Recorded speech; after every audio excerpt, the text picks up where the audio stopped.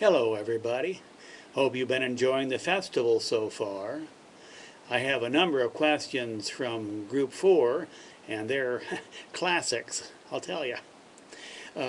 Carrie and Brittany wanted to know, for instance, if classical music can help the cognitive function of babies either in the womb or outside of the womb, and would like to respond to this question because it's been around for some time now.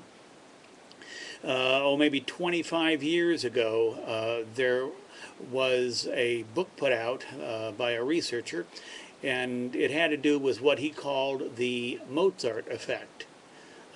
He had run across numerous accounts of people who seemed to think that listening to the music of Mozart or classical period music happened to enhance intelligence.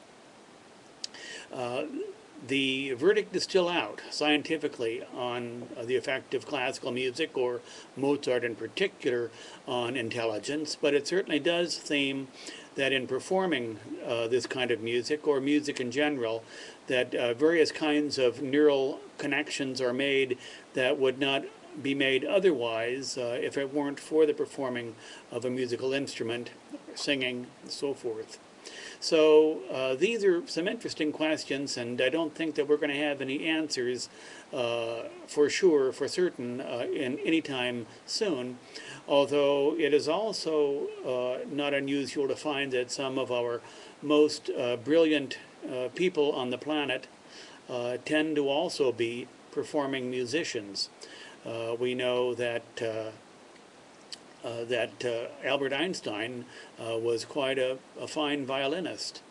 Also, the School of Music SAT scores are much higher than the average student that matriculates to the university. I used to believe that it was because musicians would get their homework done and then they had time to practice.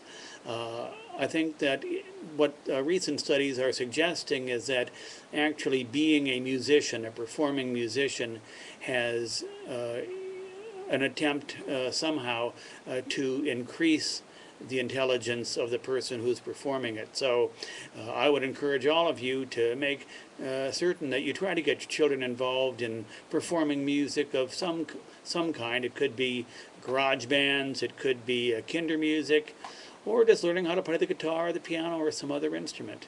There seems to be something to this relationship between music, performance, and intelligence, however. So stay tuned on that one. Chelsea wanted to know if there was a big difference between Beethoven's musical style after he went through his suicide crisis in 1802.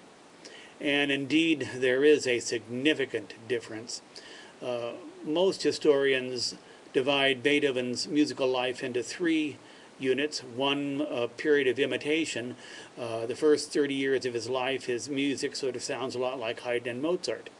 After his crisis in 1802, however, he takes on a whole different style, far more heroic and noble, kind of powerful music that people thought was crazy. They had never heard anything quite like it.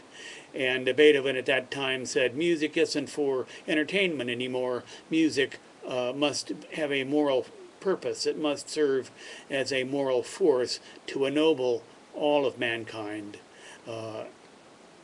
The third period of Beethoven's musical style happens around 1814, 1815. This was a time when he was completely deaf, stone deaf, and his musical style seems to take on a rather transcendental, otherworldly quality. And many people in the 1800s did not think that anybody could comprehend Beethoven's late style, as it's known, unless they had advanced degrees in music. We know that that is not true, but certainly it is a very remarkable and deeply profound kind of musical style that he came to because he was completely cut off from the world around him. Teresa wanted to know how Beethoven could compose music if he was deaf. And that's certainly a reasonable question.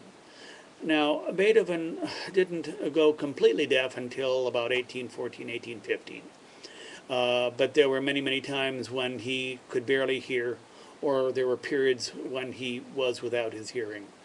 He had composed a lot of music for different kinds of groups. He heard it performed, so he could learn along the way. If he needed to revise something because his inner ear didn't agree with his outer ears, he would have a chance to revise. So he pretty much knew how the instrument sounded together or alone, and so when he was deaf, he could simply recreate those sounds in his head. Very similar to all of us who are writing a letter to our parents or to a boyfriend or girlfriend. We don't have to think out loud in order to hear the words inside of our head. We can hear music in our head without having to make any sounds. And so this was a skill that Beethoven had developed to a very high degree. And we are all happy that he didn't stop composing after his crisis in 1802. Otherwise, we never would have had the Fifth Symphony, the Ninth Symphony, and many of his great works written thereafter.